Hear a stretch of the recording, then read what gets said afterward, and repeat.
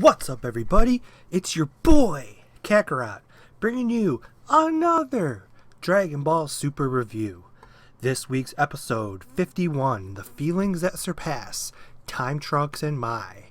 The episode starts off showing the time machine that Cell used to get to the future in the Dragon Ball Z saga, which was really awesome because I love seeing things from the past brought into the present.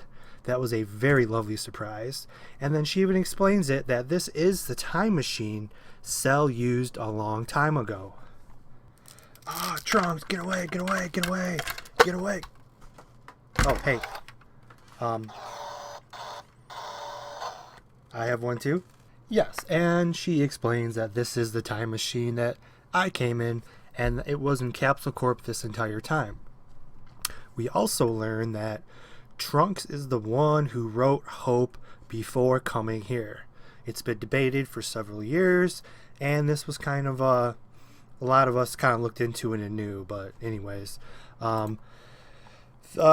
this is the one Cell used, she explains. Not to mention, she can't wait to examine the time machine.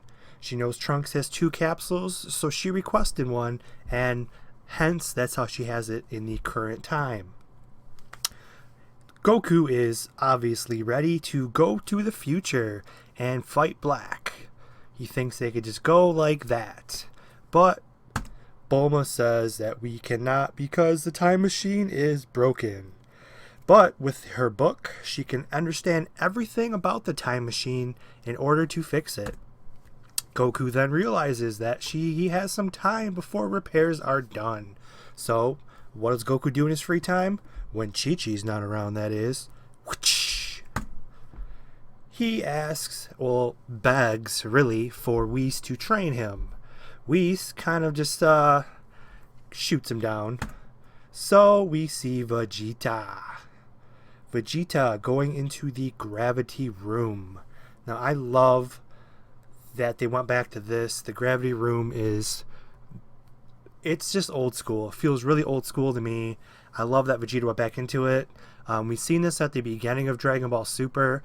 I hope it's more than 150 times gravity, because that was crap, dude. He needs to go a lot higher than that.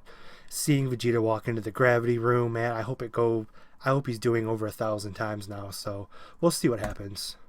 So Goku decides to go to option B, which is King Kai. King Kai says, go away. It seems that Goku has burned a lot of his bridges with everything that he's done in the past to his so-called friends. As in blowing up King Kai's planet, I don't think he let that one go, since Goku never really cared too much about that. But, so Goku, to think about this in perspective really quick, this is kind of like when Yamcha was invited to train with Goku, Gohan, and Piccolo, and Yamcha said, "No, I'll pass. I'm just gonna go train, with Master Roshi." And it's just like, well, actually, he trained by himself with Puar,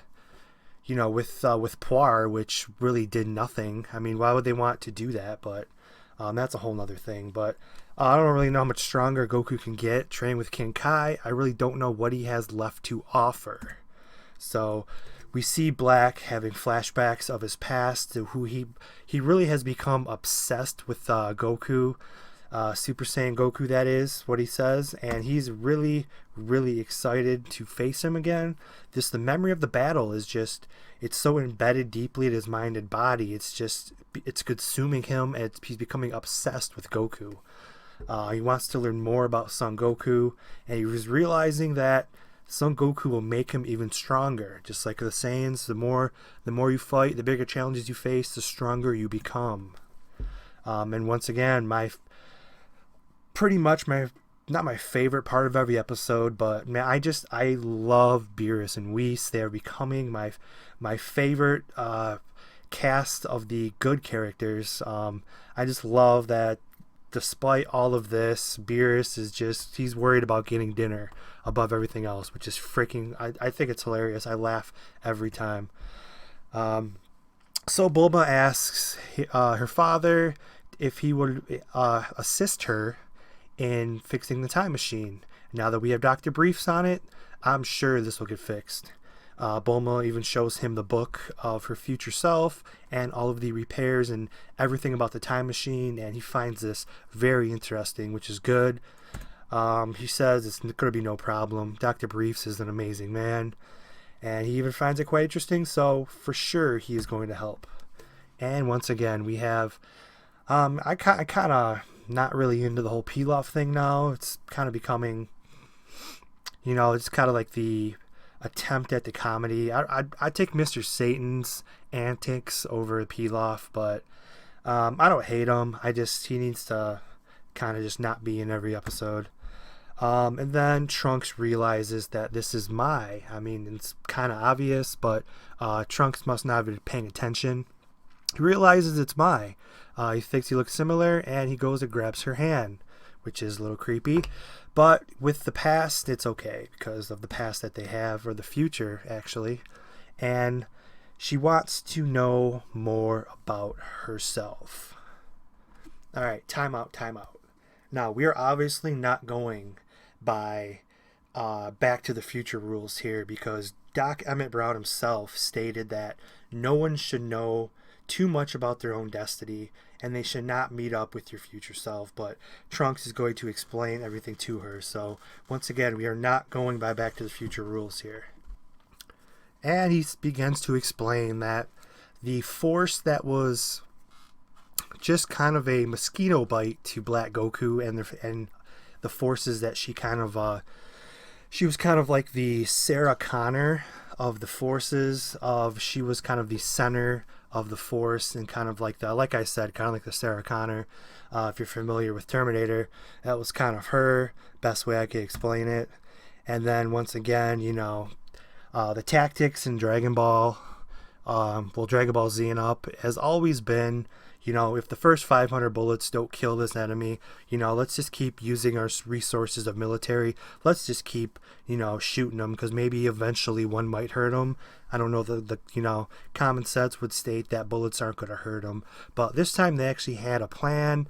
They actually had like some dynamite and stuff rolled up, ready to go. And some freaking buildings fell on them, and they thought that was going to do something. All it did was piss them off. Did you think you could really beat me with a trap of this level? It was rather sad, but in dying times, what would you really do? You're trying to defeat this person. You don't know his power level, and you're just trying to do everything that you can. So much respect. And then Super Saiyan Trunks flies into the scene to kick some ass. And what happens? We get some really, really good information about Black Goku. He says that I'm from a much higher place than you. Now that really gets you start to think about the Kais, and we know he's not a Kai, but I'm just saying he's from a place much higher than you. He's seen the truth of the world, this universe, and all things in it. So it's really starting to get you thinking. And he also says he wants to annihilate the human on God's behalf, who won't admit their failure. So we're starting to get a little more information about him. So it's kind of interesting. And they began to fight. And of course, Trunks gets one-shotted. And of course, in epic Call of Duty style, L2, flash grenade, and they escape. She mentions, which is another nice throwback to the previous series, this would not be nothing if we had some senzu beans. The word senzu beans is old school. I love when they talk about the things of the past.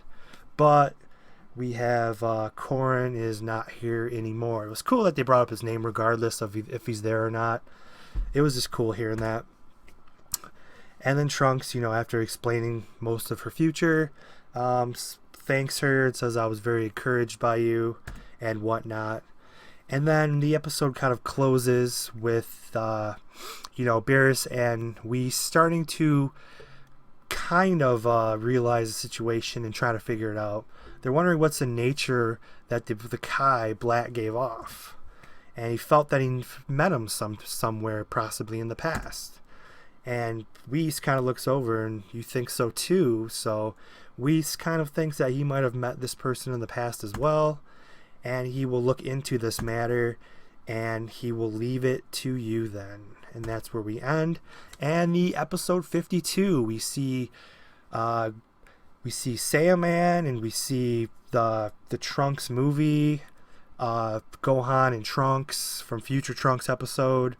It looks like it's going to be a really good episode. I'm finally. This was kind of a weak episode, to be honest. Not much happened. We got a little more information about Black, but it was really, really good seeing. The next episode looks very solid. So next week's episode, which I'm going to try to get up earlier this time, looks like it's going to be an incredible episode. It's going to be really awesome seeing future Gohan and stuff. Flashbacks, obviously. And you see Trunks and Gohan on the swing. So I think it's going to be a really good episode for Gohan fans. He's going to start getting some shine a little bit, and we'll go from there. So that's going to do it for this review. Hope you enjoyed it, and I look forward to seeing all of you soon. Peace out. Bye.